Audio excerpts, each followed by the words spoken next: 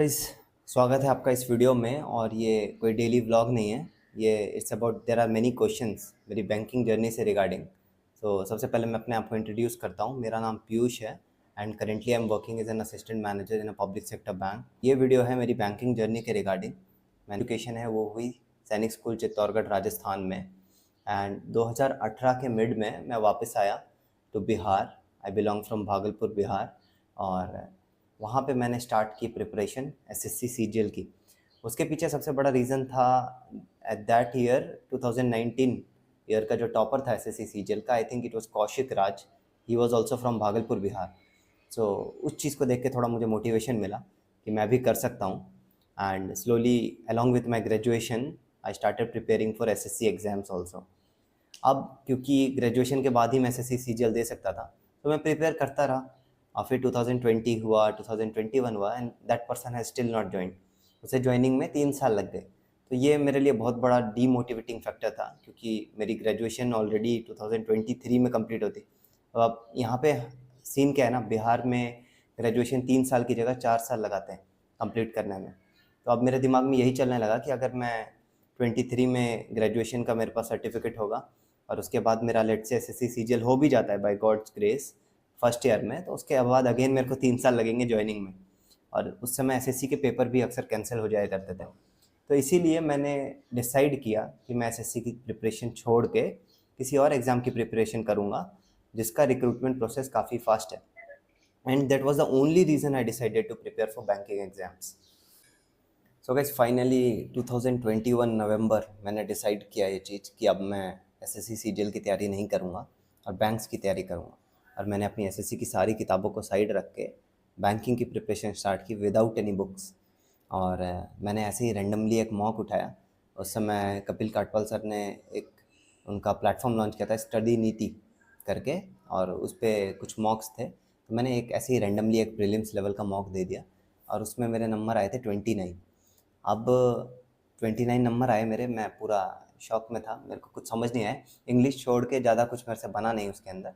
और even math में भी सिर्फ अरिथमेटिक के क्वेश्चंस बन पाए थे, बेसिक डीआईज भी क्रैक नहीं हो पा रही थी। तो मैं बहुत ज़्यादा डीमोटिवेटेड था उस समय, मेरे को कुछ समझ नहीं आया। और इसीलिए मैंने फिर थोड़ा सा उस पर पॉज लगा दिया। और पॉज लगाने का मेन रीज़न था कि मेरे ग्रेजुएशन के फाइनल ईयर एग्ज़ाम स्टार्ट हो रहे थे। तो मैं फिर ग्रेजुएशन के एग्ज़ाम्स की तैयारी में लग गया। और जो मेरी एक्चुअल बैंकिंग प्रिपरेशन स्टार्ट हुई वो स्टार्ट होती है फरवरी 2022 से। सो फॉरगेट मेंस, अभी फरवरी 2022 में मेरा सबसे बड़ा गोल था कि मुझे अपने बेसिक्स को क्लियर करना है। क्योंकि अगर मुझसे प्रीलिम्स ही नहीं निकलेंगे तो फॉरगेट मेंस। क्योंकि एसएससी का क्या सीन है, एसएससी में जो प्रीलिम्स और मेंस होता है दोनों का लेवल ऑलमोस्ट सेम रहता है। कुछ भी एज सच आपको अलग से करने की ज़रूरत नहीं है तैयारी। आप एक स्पेसिफिक पैटर्न में पढ़ो और you are preparing for both the exams, prelims and mains.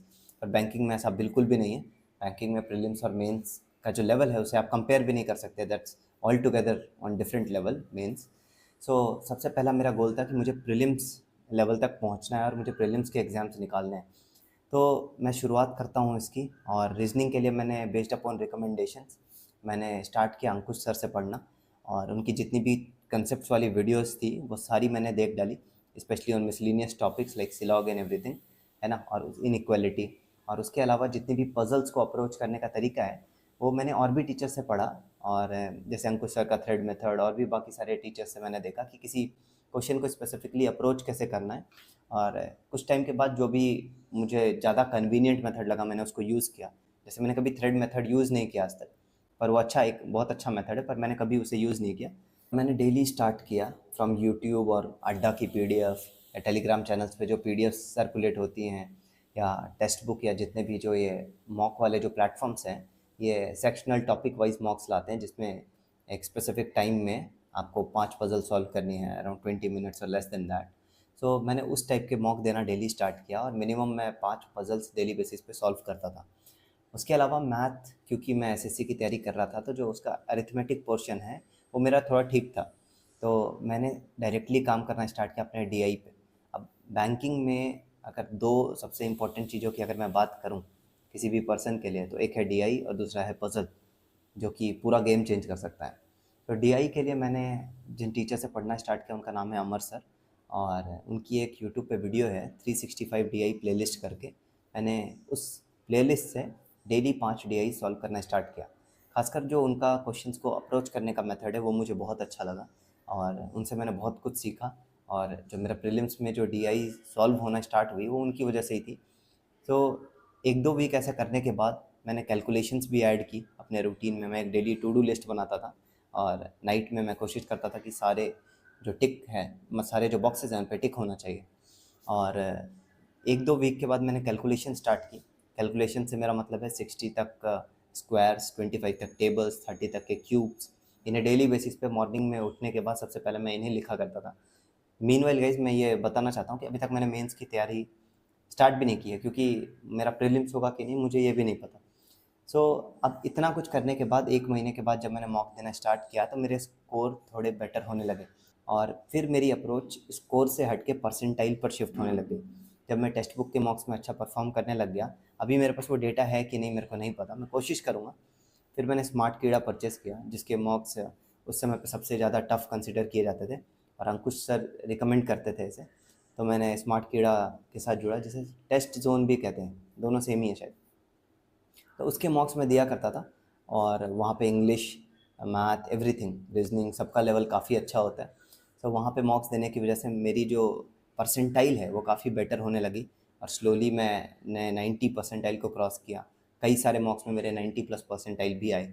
So guys prelims के स्कोर इम्प्रूव करने में ही मुझे अराउंड 3 महीने लग गए और इसमें बहुत ज़्यादा एफर्ट है। ऑलमोस्ट डेली बेसिस पे 3 से 4 प्रीलिम्स के मॉक दिए मैंने। मिनिमम टू मिनिमम मैं बता रहा हूँ, मैंने 150 प्लस प्रीलिम्स के मॉक्स दिए होंगे सारे प्लेटफॉर्म्स पे मिला करके। मैंने कुछ नहीं छोड़ा, मैंने सारे एग्ज़ाम्स दिए प्रीलिम्स के और उसकी वजह से मेरी परसेंटाइल जब 90 plus percentile almost every mock में हिट होने लग गई, तब मैंने डिसाइड किया मई 2022 में now I will start preparing for mains. और अभी तक जो मुझे झटका लगा था उससे 10 टाइम्स का लगा जब मैंने मेंस का पहला क्वेश्चन उठाया पजल्स का। और मेरे को याद है अभी भी वो पीसी पे अंकुश सर का मैं एक वीडियो देख रहा था, उस पर upper left hand corner top side से वहाँ से क्वेश्चन स्टार्ट हो रहा था और बिल्कुल राइट बॉटम हैंड कॉर्नर पे जाके ख़त्म हो रहा था। और जो स्पेसिफाइड टाइम था कि आपको इसमें सॉल्व करना है क्वेश्चन को, मैं पूरा पढ़ भी नहीं पाया। पेशेंस लेवल जनरली होता नहीं है ना हम लोगों में इतना। और ये बैंकिंग की जर्नी सिर्फ it's not only about building your aptitude और learning something new, it's also about building patience. कि आप बैठो एक जगह पे 3 साढ़े 3 घंटे के लिए, जब आप मेंस अटेम्प्ट देते हो इतनी देर बैठो और आप इतने बड़े बड़े क्वेश्चंस को स्लोली विद पेशेंस, आपको पता भी नहीं है कि आपसे वो बनेगा कि नहीं, पर सारी कंडीशंस को नोट करो, अपने दिमाग को शांत रखो, है ना, डिस्ट्रैक्ट मत हो। आपके दिमाग में चलता रहेगा कि मेरा हो सकता है नहीं बने और टाइम वेस्ट हो जाए, लेकिन वो पेशेंस आपको सिखाती है बैंकिंग। सो बिल्कुल मैं शॉक में रह गया। तो पहले कई दिन तो मेरे को ये सीखने में लग गया कि कंडीशंस को नोट कैसे करना है, किसी भी पजल्स की कंडीशंस को कैसे नोट करना है, फिगर आउट कैसे करना है, फिर उनको लिंक कैसे करना है आपस में। सो मई में बेसिकली मैंने डेली अपने रूटीन में मेंस को ऐड किया। 1 से 2 डीआई, 1 से 2 मेंस लेवल पजल्स को मैं सॉल्व किया करता था।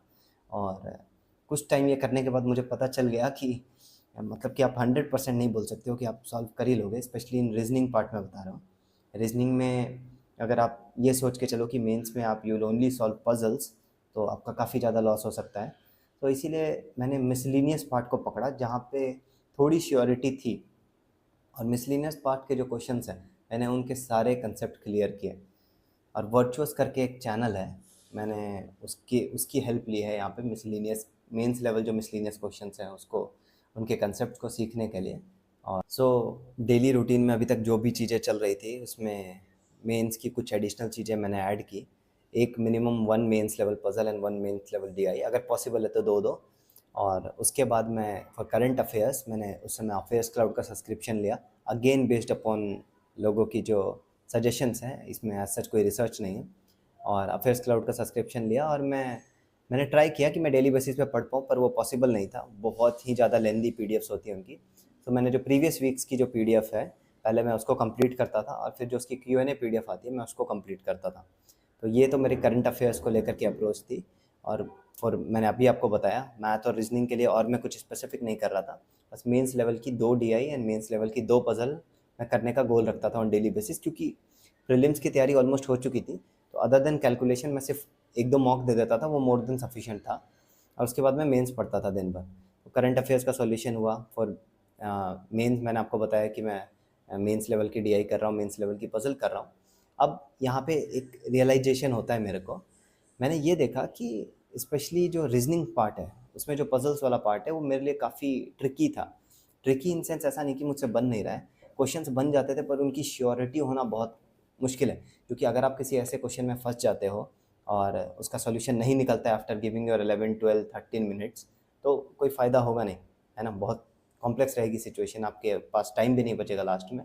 तो रीजनिंग मेंस में जो पजल्स के अलावा जो पार्ट होता है, एक मिसलीनियस, है ना, उस पर मैंने पूरा फोकस किया। खासकर मेंस रीजनिंग की क्या बात है ना कि वो लोग हर चीज़ को कॉम्प्लेक्स कर देते हैं, जैसे इनइक्वालिटीज़ हो गया, ब्लड रिलेशन हो गया, ये सब चीज़ें उसमें कोडेड फॉर्म में आती है। तो ये बहुत टिपिकल था मेरे लिए उस समय समझ पाना अचानक से, क्योंकि मैं प्रीलिम्स लेवल की तैयारी कर रहा था और मैंने बिल्कुल एक्सपेक्ट नहीं किया था कि लेवल का जो जंप है वो इतना ज़्यादा होगा। तो उसके लिए मैंने वर्चुअस करके एक यूट्यूब चैनल है, उससे इन मिसलेनियस क्वेश्चंस को सॉल्व करना स्टार्ट किया। अगेन मैं अंकुश सर से भी पढ़ रहा था और मैंने वर्चुअस जो यूट्यूब चैनल है उससे भी पढ़ना स्टार्ट किया, और धीरे धीरे करके मैंने आदत बनाई कि किस तरीके से coded inequalities, coded blood relation, direction and distance, order and ranking के क्वेश्चंस, इन सभी को कैसे सॉल्व करते हैं मैंने धीरे धीरे करके सीखा। और एज सच मैं आपको सही बताऊं तो मेंस का कभी भी आप फुल फ्लेज्ड मॉक लगा नहीं पाओगे, वो बहुत ही मुश्किल होगा। आपको हमेशा एक अपनी अप्रोच बनानी पड़ेगी कि आप क्वेश्चंस को सॉल्व कैसे करते हो।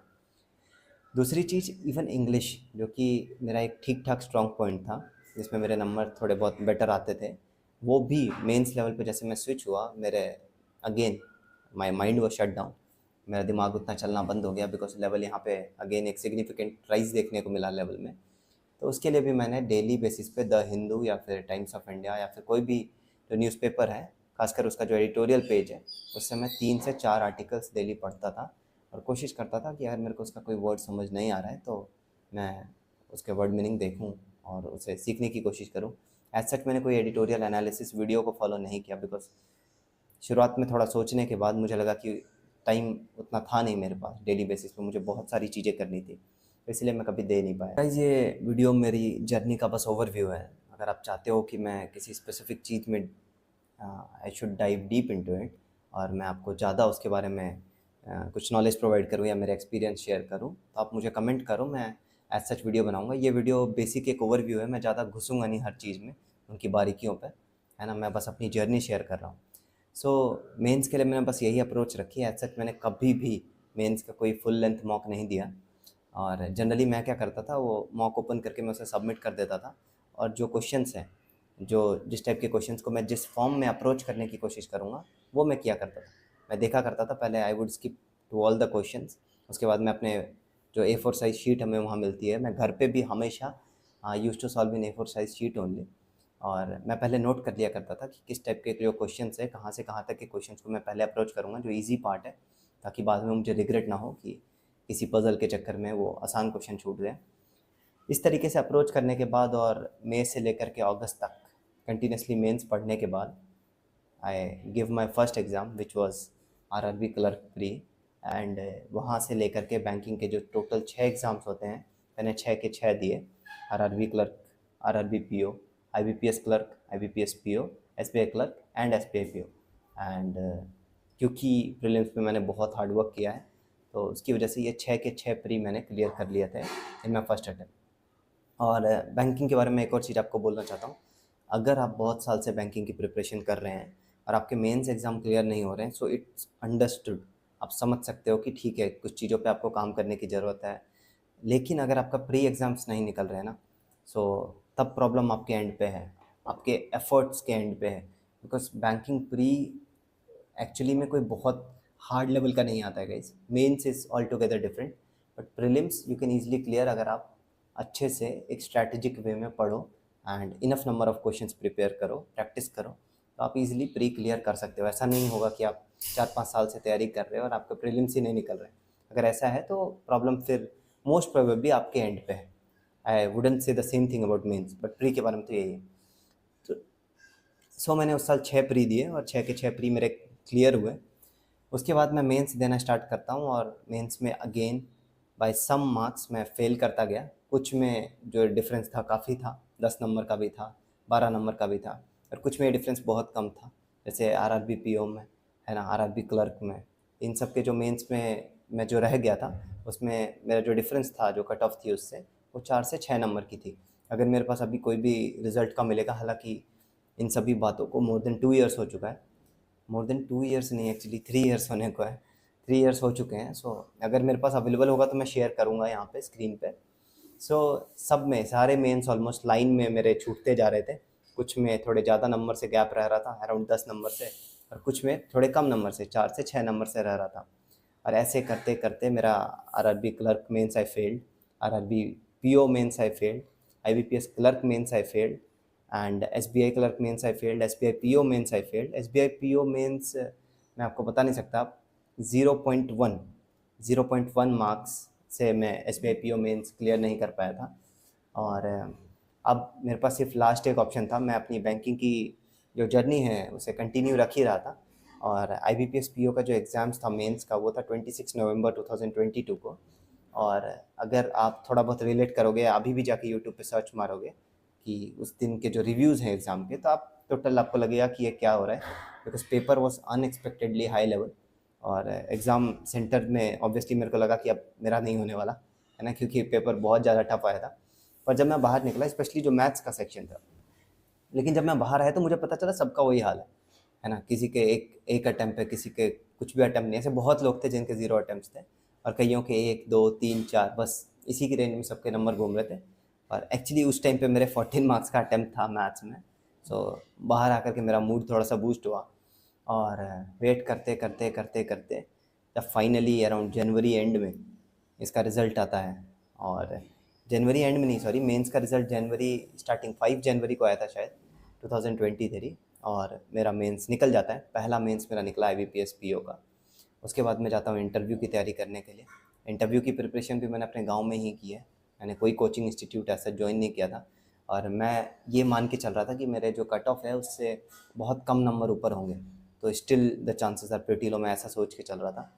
पर फिर उसके बाद जो इंटरव्यू से एक वीक पहले जो आंसर की आती है, तो मेरे जो नंबर थे it was pretty good, around 8, साढ़े 8 नंबर मेरे ऊपर थे। और मेरा जो इंटरव्यू हुआ था वो पटना में हुआ था, रिपब्लिक होटल में। और इंटरव्यू देने के बाद इंटरव्यू ऑल्सो वेंट बैड, है ना। इंटरव्यू भी काफ़ी बैड गया, क्योंकि जिस टाइप के मैंने क्वेश्चंस प्रिपेयर किए थे बैंकिंग से रिगार्डिंग, वैसा कुछ पूछा नहीं गया वहाँ पर। और जो मेरे क्वेश्चंस पूछे गए वो मेरे नेटिव प्लेस के अराउंड पूछे गए, है ना, रिवर्स के अराउंड पूछे गए, जो मैंने बिल्कुल एक्सपेक्ट नहीं किए थे। लास्ट में 3-4 क्वेश्चन मेरे अच्छे गए थे, पर एज सच मैं बताऊँ तो आउट ऑफ 10 अगर मैं नंबर दूंगा तो it was 6.5। Interview was also not great. ऐसा नहीं था कि मैं कुछ बहुत एक्सपेक्ट कर रहा था। पर अप्रैल 1 को 2023 मेरे ऑलमोस्ट 6 में से 4 मेंस के रिज़ल्ट आ चुके थे। 2 मेंस के नहीं, सॉरी, आईबीपीएस क्लर्क का फाइनल रिज़ल्ट और आईबीपीएस पीओ का भी फाइनल रिज़ल्ट आना था 1 अप्रैल 2023 को। और सबसे पहले मॉर्निंग में रिज़ल्ट आता है आईबीपीएस क्लर्क का फाइनल, और उसमें मेरा नहीं होता है, again by 2-3 marks. So I was completely demotivated, और मुझे लगा कि अब इसके अलावा क्या हो सकता है। पर उसके बाद आईबीपीएस पीओ का रिज़ल्ट आता है और मैं क्लियर कर लेता हूँ, और मेरे कट ऑफ से भी थोड़े नंबर ऊपर थे, around 3-4 marks. So this was my journey guys. उसके बाद से ये जो भी आप देख रहे हो, उस समय मैं ऐसा बिल्कुल नहीं दिखता था, है ना। मैं अराउंड 85 केजीज़ का हुआ करता था, अभी मैं 70 केजीज़ का हूँ। सो ये थी मेरी पूरी जर्नी बैंकिंग की, और मैंने कैसे तैयारी चालू की, और कैसे मैंने अपने फर्स्ट अटैम्प्ट में आईबीपीएस पीओ क्रैक किया। सो अगर आपको ये जर्नी पसंद आई हो और आप और कुछ जानना चाहते हो, इस वीडियो को मैंने काफ़ी ब्रीफ रखा है ताकि मैं सिर्फ अपनी जर्नी शेयर कर सकूं। अगर आप चाहते हैं कि मैं स्पेसिफिकली किसी सब्जेक्ट की बात करूं, प्रीलिम्स की बात करूं, या मेंस की बात करूं, या फिर मैंने किसी स्पेसिफिक पार्ट को कैसे डील किया, तो आप कमेंट कर सकते हैं। अगर मुझे जैसे टाइम मिलेगा तो मैं उस पर वीडियो बनाने की कोशिश करूँगा। So that's all from my side, यही थी मेरी journey. Thank you for watching.